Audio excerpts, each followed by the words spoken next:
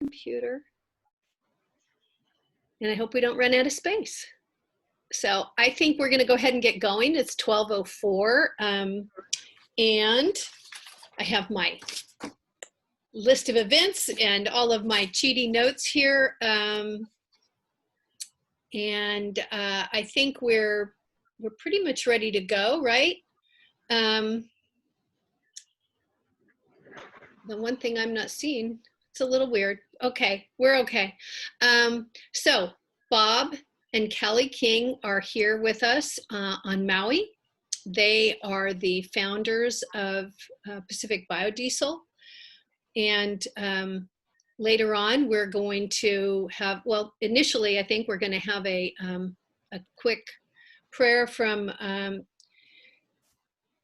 Kimokeo on to get the moon ceremony and calendar going for today's event. So Joy, do you want to get that moving first, please? Okay.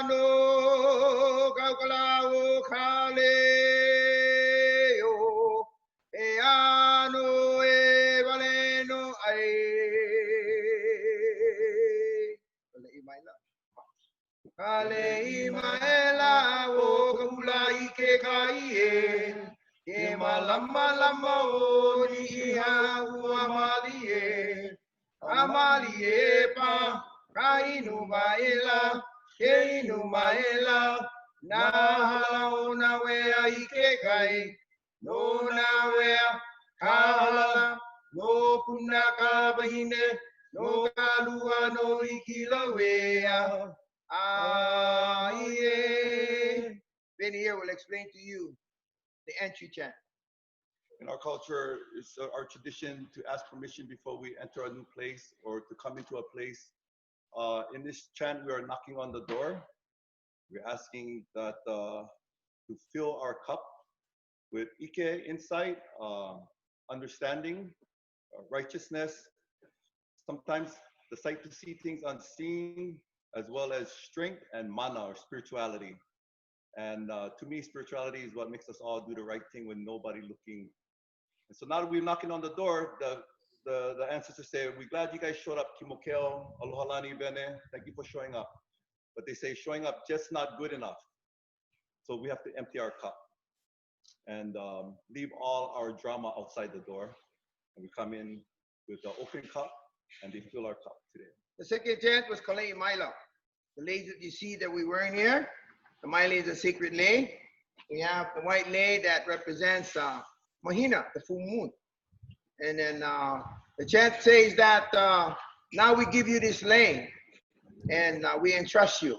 We entrust you with Napoi Kalani, Napoi Kamoana, Napoi Konua. We give you the heavens, the ocean, and the land, and please care for it as we have done. Mahalo. Mahalo. Okay, so Kelly and Bob, can you come back and join us? Hey. Thank you so much. That was so wonderful. Yeah, thank you very much. So Bob, just really, before we get into talking about your project, are they all related? Yeah. This is one family, yes. I thought so. Okay. So we have And three very special generations. family on our island here. Very, very happy, proud to have them over here today. Thank you. Yeah. Thank you. I know. It's really fun, and I'm honored to be able to participate in all this. And okay, so we're going to kind of jump into it.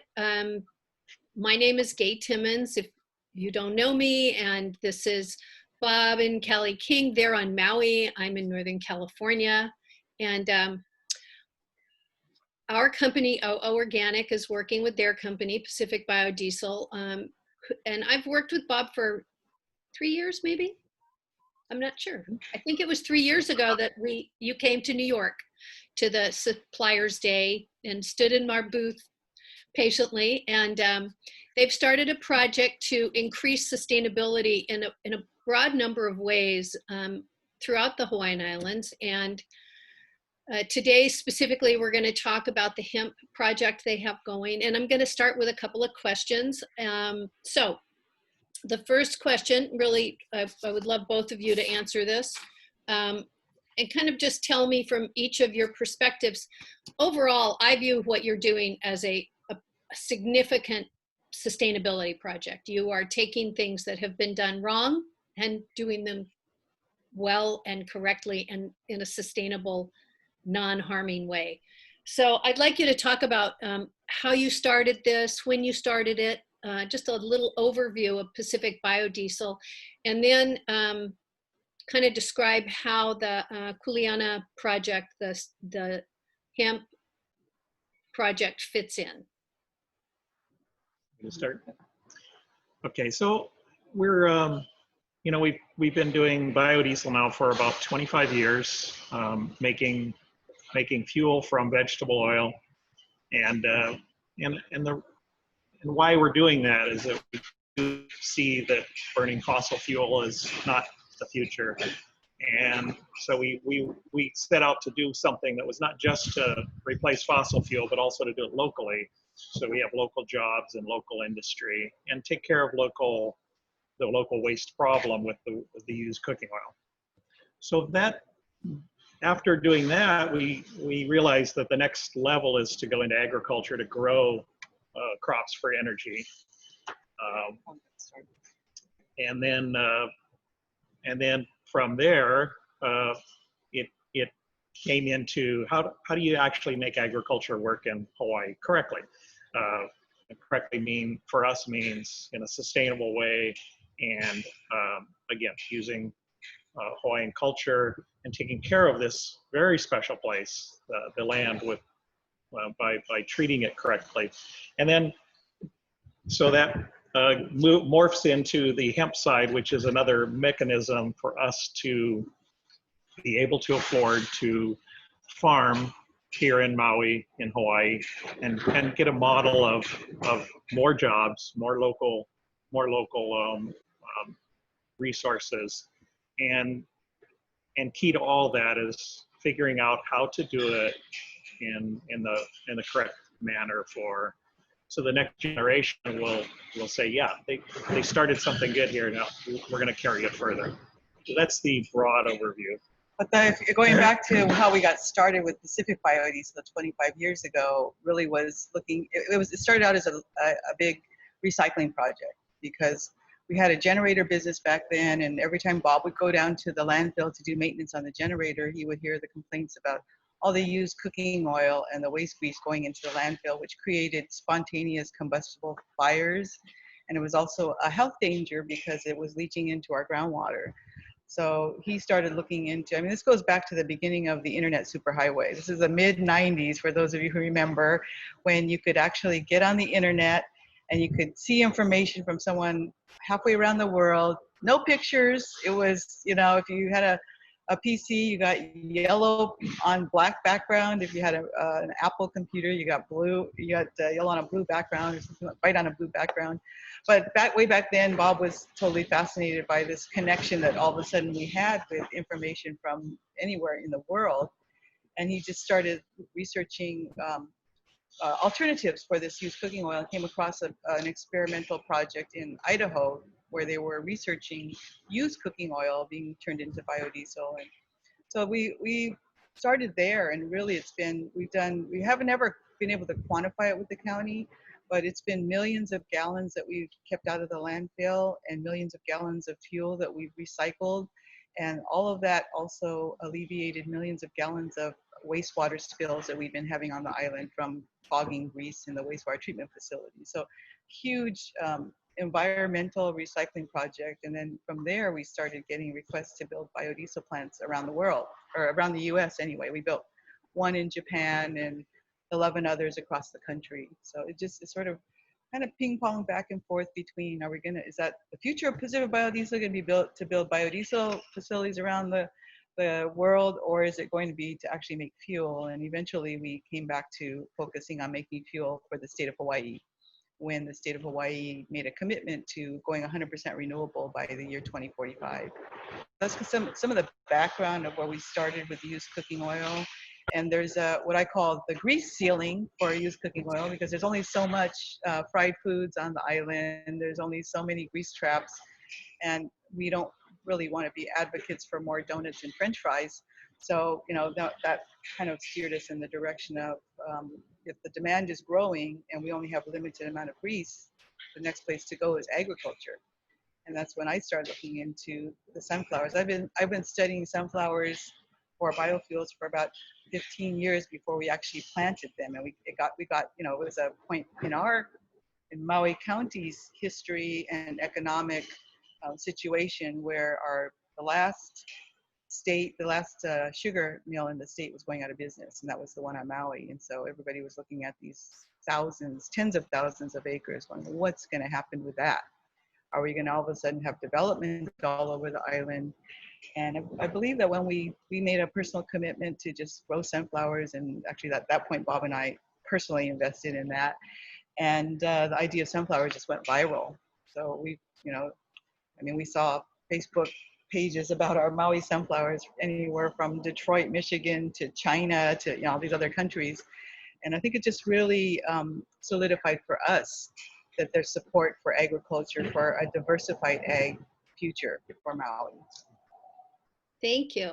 Yeah, I need to comment that when anybody who's ever landed on Maui, if you leave the airport and drive, towards Lahaina, you pass that huge area that used to all be sugarcane. Because I remember, I've been going to Maui off and on for the last 30 years. So the sugarcane's gone, and you guys have beautifully filled it in. And I think it's incredible. The other thing that I love about the sunflowers is that I know sunflowers as a plant itself is really, really good at cleaning soil. They soak up and get rid of a lot of the problematic things that may have been left from conventional agriculture. So you've created a lot of clean soil where there didn't used to be clean soil. So that's fantastic as well. Okay, so speaking of clean soil, the next question I have for you is if you could share with us what your farming methods are for the hemp specifically. I'm assuming it probably rolls over into the sunflower, but how you got from the sunflower to the hemp, and then what your practices are with the hemp. Okay. Well, everything on our farm is we're doing without herbicides, without pesticides. We're trying to learn and get to the next level of farming. Obviously, all of our equipment on the farm runs on biodiesel, so there's no petroleum either on the farm. So the hemp specifically, we start our hemp in greenhouses on what we call flood tables, and so we put the seeds in pots and use it's basically the same type of system that's done in aquaculture or hydroponic food production. So once the plants get up to the right size, then we transfer them out into the open field. And these open fields, again, no commercial herbicides or pesticides, no chemicals out there. So we're growing them as naturally as we can, and with which has its challenges, but we've learned how to do this, I think, very well, and we're just getting better and better at all the time with it. All right, and then so behind you, there's some. Is that drying hemp behind you? Yeah. So after we grow it in the field, then we test it and make sure that it's meeting the state requirements for hemp, because they're very strict requirements for hemp. And then we cut it out of the field, bring it into this building here, and hang it up to dry. So it's just air dried in the building, and then our processing begins from there. Okay, thank you. And then your processing is a CO2 extraction. So can you tell us a little bit about how that works? Just so people understand what CO2 extraction is. I think we use the term, but a lot of people don't really know what it is. Well, we want CO2 because it is the cleanest and purest extraction.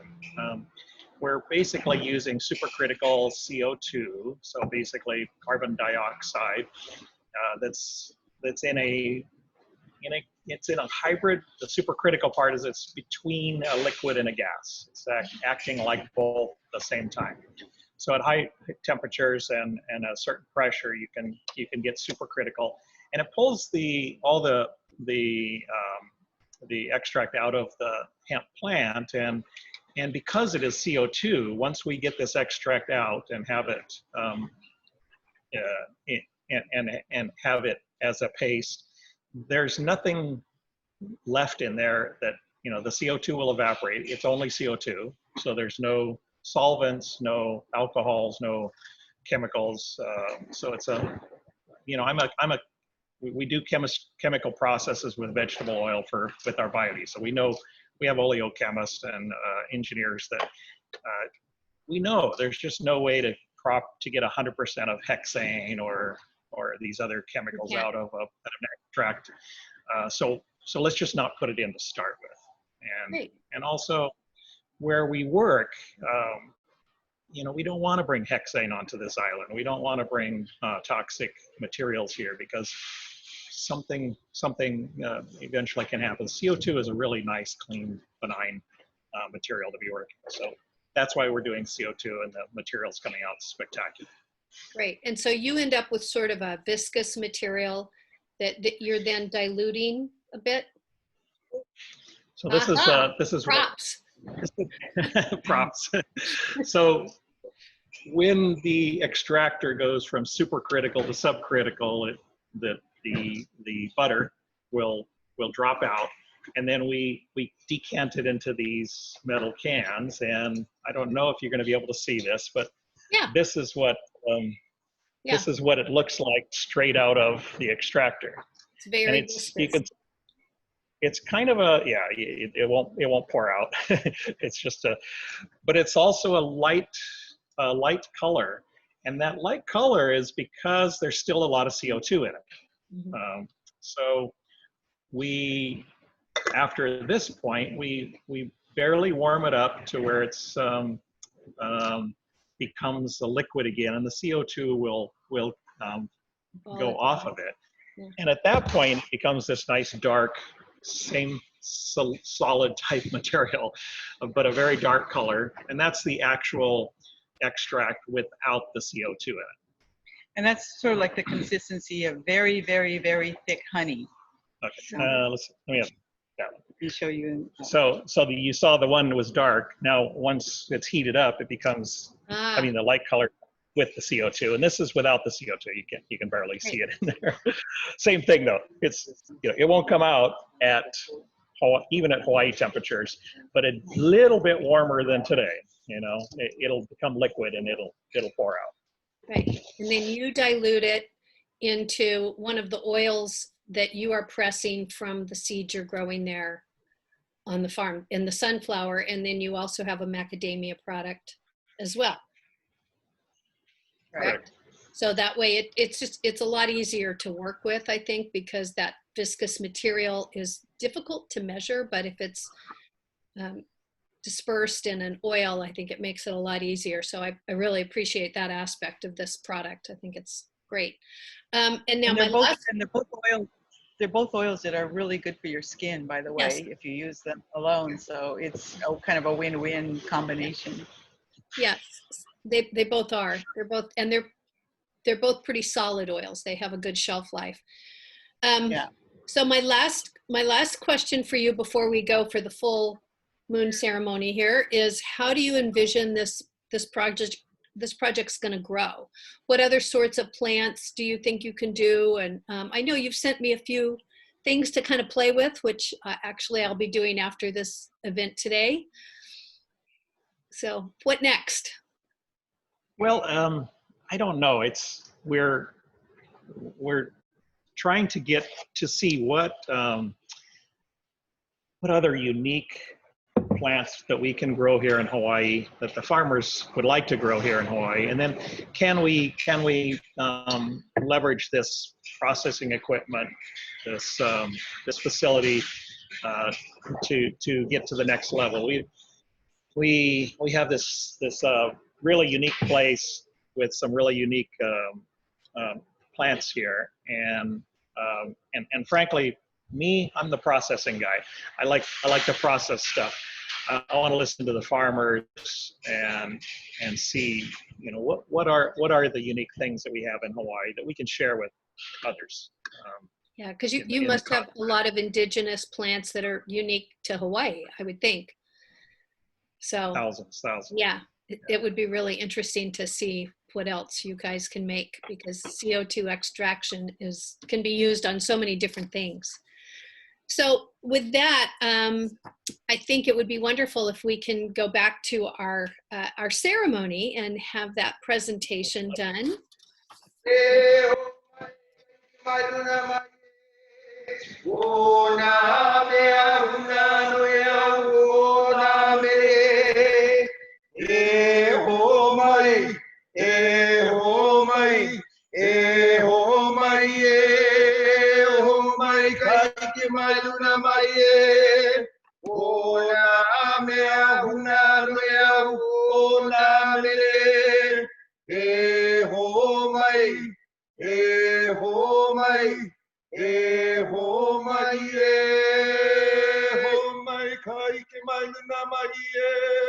They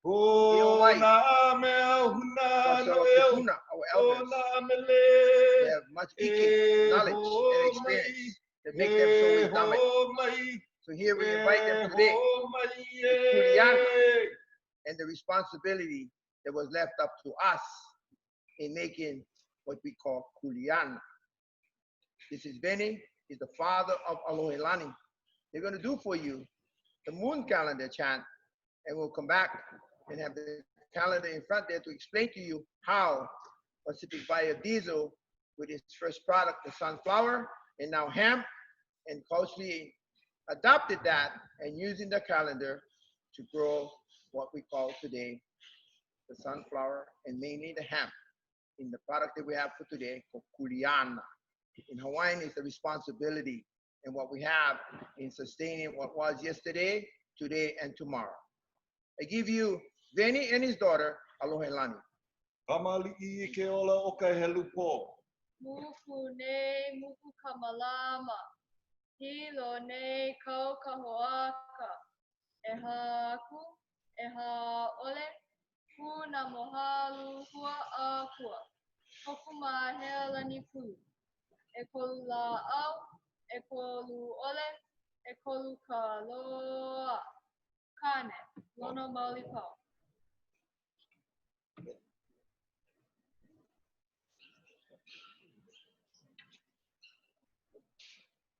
In the moon calendar, we have 3 sections of it. We have agriculture, we have fishing, and we have worshiping. So in that, it tells us all the different phases of the moon. And our moon calendar has 30 days of that.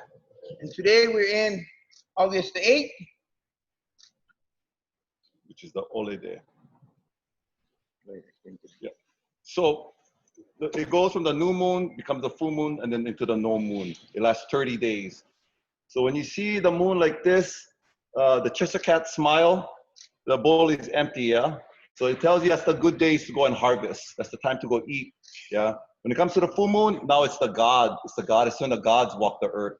And so it's sacred. Certain plants were sacred for planting. Certain plants were prohibited from planting, as well as fishing. And then when the gods walk the earth, it goes into what we call the La'au, or the medicinal days. And so we just got out of the medicinal days. The full moon just got over. And so 3 days after the full moon, we have the medicinal times, the time of Lono, the time to go and harvest those plants that you need and to plant those things that you need to heal the family. And then it goes into the Ole days. And the Ole days is, in Hawaii, means nothing or without. And so these are the days when you pray. You mend, you pray, and you give thanks for the resources that we have. And then from the full moon, it goes back into the no moon. You can see how it goes into this half moon, Cheshire cat smile again, and that's the time again to go and harvest again. So the moon, the sun, the earth, and the stars set the kapu, or the laws on how we behave and treat our resources here in the islands. To be sustainable, in this chant, it talks about kani, waiolo kani, water of life. O tani te po o tie tie, te atua o tawai. O tani te po o tie tie, te atua o The God of tawai. power. Kupono. O tu Know who te you are, po what o you are, tie what tie, you're doing, and te where we're atua going. o te taua. O tu te po o tie tie, te atua I te taua. O rono te po o Lono, tie the tie, God of harvest. te atua o ia hana mahi ai. O rono te po o tie tie, te o ia hana mahi ai. O Tanaroa te po o Kanaloa, tie the tie, God of the sea. te atua o te tai. The Poi Kalani, the people in O heaven. The Poi Tanaroa Kunua, te people of the po o land. tie tie, The forest that te makes our atua o canoe te to go tai. out and go E fishing. ha, na, po o tie tie. Na, atua o tapo e ohava ine, ohava ine. O tani te po o tie tie, te atua o tawai. O tani te po o tie tie, te atua o tawai. E ha, na, po o tie tie, na, atua o tapo e ohava ine. O tu te po o tie tie, te atua o te tawa. O tu te po o tie tie, te atua o te tawa. E ha, na, po o tie tie, na, atua o tapo e ohava ine. O rono te po o tie tie, te atua o ta hana mahi ai. ai. O rono te po o tie tie, te atua o hana ana mahi mahi ai. ai. E ha, na, po o tie tie, na, atua o tapo e ohava ine. O tanaroa te po o tie tie, te atua o te tai. O tanaroa te po o tie tie, te atua o te tai. E ha, na, po o tie tie, na, atua o tapo e ohava ine.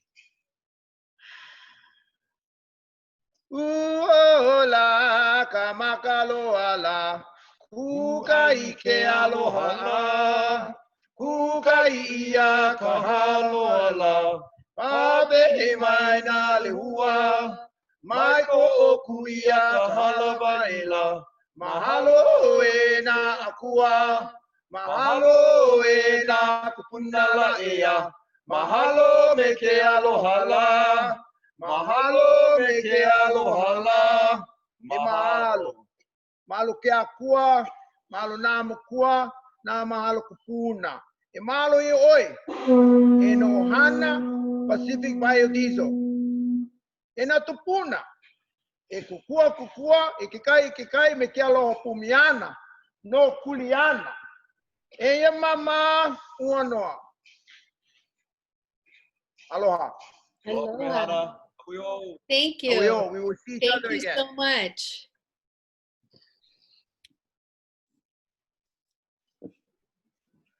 That was wonderful. Thank you so much for sharing them. Oh, bless you. Standing out there in the wind blowing. Well, thank you so much, Gabe, for this opportunity. I was actually kind of shocked that to find out today is National CBD Day. I didn't Yeah, realize that was that we pretty had one, funny. and it doesn't seem like one of the Hallmark holidays. I haven't seen any Happy CBD Day cards, Give it a couple years. There'll be cards. yeah. But it's nice to be able to celebrate what we're doing here. And where we're at in our state is it's not legal yet to sell, to market edibles. So that's why we're focusing on the topicals and the beauty oils and things. And it's such a great addition to the beauty oils anyway. But our state is in the process of revamping our hemp policies and our rules. So we'll see what happens from there. Okay, well, I thank you both so much, and thank you for inviting us to share the moon ceremony and understand more about the moon calendar. It's just wonderful. I really, I really enjoyed it. I'm sure everybody else did. And thank you for the beautiful lei. I'm sitting here smelling it and completely enjoying it. And oh, we have to really give thanks to Kimo Keo and his family for bringing that, putting us in harmony with nature here in Hawaii and making sure that we're going forward in the correct way. When we first asked him to do the very first blessing before we planted our first sunflower crop, he spent about 2 weeks coming out to the farm, feeling out the ancestors and making sure that he was contributing to something that was going to help the island. So I have so much respect for the fact that he didn't just jump in and do a ceremony, that he made sure that this is an organization and an activity he wants to be a part of. well, thank you. Okay, you guys, well, we have a lot of work to do here on the mainland so we can get some of that Maui hemp over here and used to the best possible advantage. And I'm really excited. We appreciate everybody else helping us to do what we're doing here by supporting our product over there. Yeah. It's very nice. Yeah. Well, thank you very much. You are quite welcome. It's our pleasure. Okay, well, I think that's unless there's something I'm missing, I think we've kind of covered as much as we can today, and I thank you again. Hey, mahalo. Mahalo. Mahalo nui. You and Erica and our team, Joy and Beth over here. Yeah. It is a beautiful day here in paradise. Yeah, we're going to get there as soon as we can. My poor husband is just really, really mad that he has not been to Hawaii. I guess it's been 2 years. So, okay, thank you so much. Okay, aloha. Aloha. Bye. Bye.